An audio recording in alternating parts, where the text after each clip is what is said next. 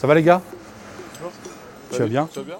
J'ai un parcours qui m'a fait passer de chauffeur-livreur à aujourd'hui diriger une société d'une centaine de personnes. Comment vas-tu? Ça va? J'ai commencé en faisant ce qu'ils font et je sais ce que c'est de rester 8 heures dans le froid à préparer des commandes. Je l'ai fait pendant des années.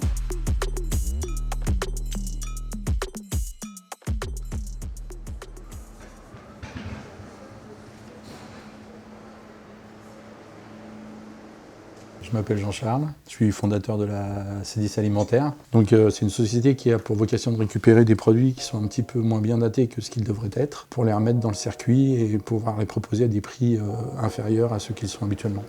Les gens ont toujours l'impression qu'on va vendre des produits périmés, mais c'est absolument pas le cas. C'est juste des produits qui sont un tout petit peu moins bien datés et ça permet de faire de l'anti-gaspillage parce que le système est fait de manière à ce que normalement tous ces produits devraient partir en destruction. Typiquement pour les yaourts, la date doit être de 21 jours quand elle arrive en magasin. Ceux que je tiens dans ma main sont datés au 25 pour Noël. Il n'y a pas 21 jours dessus, mais ils sont encore tout à fait consommables et c'est ce type de marchandises qu'on récupère. La société a été créée dans les années 80. Toute cette notion d'anti-gaspi n'était pas à l'ordre du jour. C'était la patate chaude, personne ne voulait s'en occuper. Et à l'époque, j'avais pas trop de sous, donc à Rungis, il y avait beaucoup de produits qui étaient jetés, notamment les fruits et légumes. Quand il y a une tomate abîmée dans un colis, ils jettent le colis. Donc je livrais une usine agroalimentaire. J'étais copain avec le chef de quai. Je lui ai demandé pourquoi il jetait tout ça et il m'a expliqué que c'était des produits hors contrat date. Je savais même pas ce que ça voulait dire. Je lui ai fait un pari, je lui ai dit écoute, à partir de maintenant, tu jettes plus, tu payes plus une benne pour jeter tout ça à la poubelle. Quand je te livre, je récupérerai la marchandise en même temps. Ça a bien fonctionné et je me suis aperçu que toutes les grandes sociétés industrielles françaises avaient le même problème. Donc au fil des années, j'ai récupéré de plus en plus de marchandises. La société a cru et on s'est staffé. Mais le vrai virage, ça a été il y a 5-6 ans en arrière où l'activité a vraiment décollé.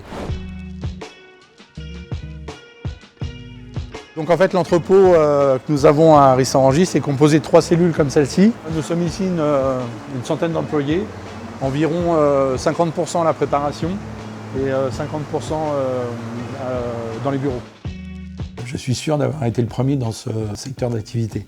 J'essayais de faire des choses, j'ai vendu des voitures en Afrique, je traversais le désert avec des voitures, je les vendais au Sénégal, enfin j'essayais de faire ma vie quoi.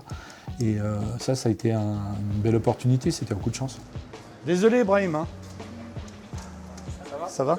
C'est pour se moquer de Brahim parce que le Maroc a perdu hier. Alors au début ça n'a pas été trop difficile parce que j'ai un côté un petit peu... j'agis et je réfléchis après. Donc il me paraissait naturel de créer cette boîte sans même ni business plan ni rien. Je me suis dit voilà, on crée ça, on va voir. Et puis ça a fonctionné. Je voulais vous montrer quelque chose dont je suis vachement fier. C'est très con, mais j'ai fait une salle de sport pour mes salariés et je voulais qu'on y aille faire un saut pour vous faire voir.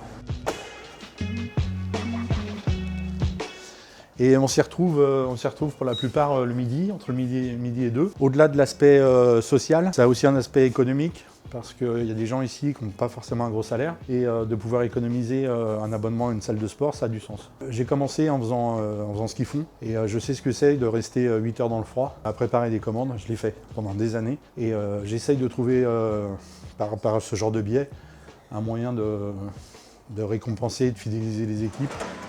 Comment tu vas ? Ça va et toi? La pêche?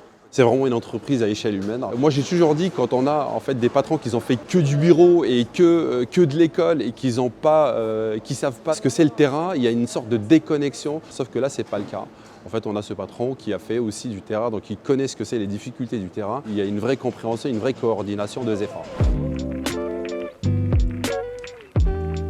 Donc pour nous, la continuité naturelle du projet, c'était à terme d'avoir notre propre réseau de distribution. Donc de la C10, on a commencé à monter quelques magasins. Quand j'ai commencé, clairement, je ne pensais pas à terme avoir ma propre chaîne de magasins. Je n'étais pas aussi réfléchi. Enfin, maintenant, je trouve que ça a beaucoup de sens et je souhaite continuer sur cette voie.